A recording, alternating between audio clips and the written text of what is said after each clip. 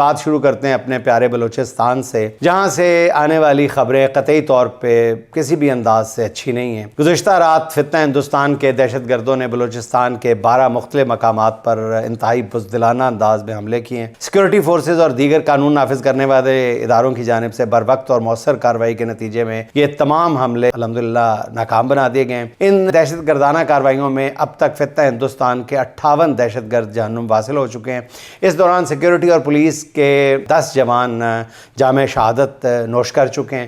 ناظرین، پاکستان اور خاص طور پر بلوچستان اس وقت مشکل صورتحال سے دوچار ہے۔ یہ ہر حوالے سے ناظرین اس وقت قومی یکجہتی کا وقت ہے۔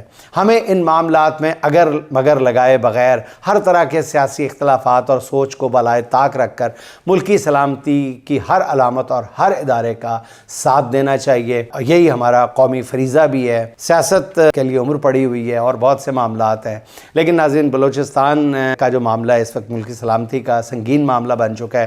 ہمیں اس میں اپنا رول جو ہے بہت احتیاط کے ساتھ ادا کرنا ہے۔ اپنی کہی ہوئی باتوں پہ، جملوں پہ، لفظوں پہ غور کر کے، ان کے اثرات پر غور کر کے پھر اپنے منہ سے کچھ نکالنا چاہیے۔